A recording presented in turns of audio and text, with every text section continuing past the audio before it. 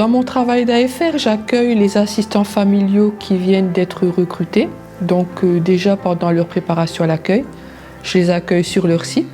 Et ensuite, tout au long du parcours de leur parcours professionnel, je les suis. Donc je réponds à leurs questions administratives. Je suis là pour les écouter, pour les orienter, pour les soutenir quand ils sont en difficulté.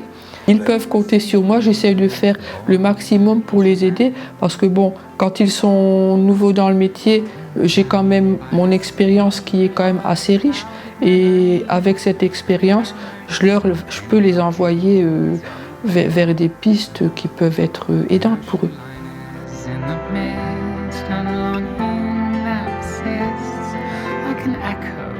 Pour devenir AFR, c'est-à-dire assistante familiale ressources, on passe devant un jury qui est composé de professionnels de l'ASE. Et suite à ce que le jury en pense, on est recruté ou pas. Ça implique une très grande organisation parce que tout en étant AFR, on est aussi assistant familial. Donc il faut gérer les enfants au quotidien à la maison. Et quand les enfants sont à l'école, nous, on va au travail, c'est-à-dire qu'on va à nos réunions. On va à nos réunions entre équipes parce qu'on travaille en équipe. On est souvent des équipes de 4 ou 5 AFR encadrées d'une responsable locale. Donc ça exige une grande disponibilité.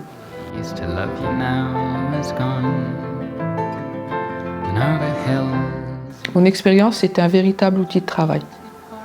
Donc si quelquefois j'ai pas vraiment la réponse adaptée à leurs questions, je peux toujours aller dans mon classeur, rechercher ou même appeler ma responsable locale, lui parler du problème et on trouve une solution.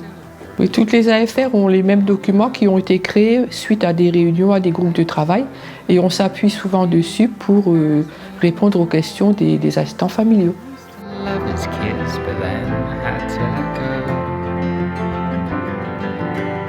Puis entre les assistants familiaux et les assistants familiaux ressources, il y a un lien qui s'est installé parce que forcément depuis 13 ans, il y a une confiance qui s'est installée et c'est très important. J'ai surtout une mission de soutien, d'aide. Je les dirige comme je peux vers des solutions.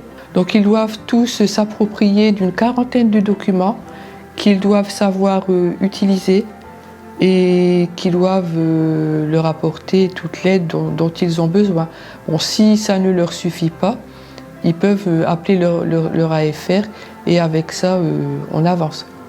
Il n'y a pas de questions bêtes dans la mesure où il y a toujours des solutions. Et puis quelquefois, je leur dis, même si tout va bien, vous pouvez aussi m'appeler pour dire que tout va bien. Parce que je sais aussi à entendre des choses positives, pas que du négatif. En cas de problème, les week-ends et les jours fériés, les assistants familiaux ne sont jamais seuls. Donc que ce soit un petit problème ou un gros problème, on conseille toujours appeler parce que quelquefois un petit problème peut devenir quelques heures plus tard un grand problème. Donc on est là pour ça.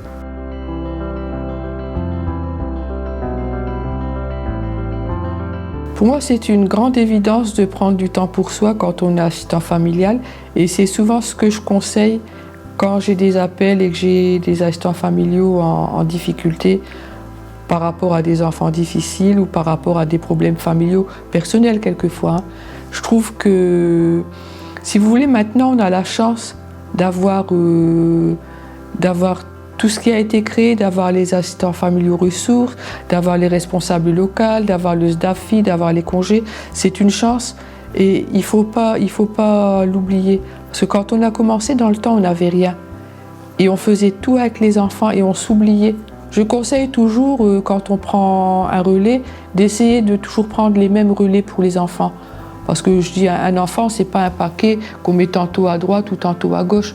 Donc essayez de créer un lien aussi avec la personne qui sera le relais pour que quand l'enfant va chez son relais, pour qu'il se sente quand même un peu chez lui aussi. L'assistant familial parfait, je ne sais pas si ça existe. C'est comme tout dans la vie, le parfait, je ne sais pas si ça existe. Mais c'est vrai que dans la mesure où on fait toujours passer l'intérêt de l'enfant avant, je pense qu'on ne peut pas se tromper. Si on fait tout pour que l'enfant soit bien dans sa tête, soit bien dans sa peau et une vie confortable, si on pense et on fait tout dans son intérêt, je pense qu'on doit être un bon assistant familial.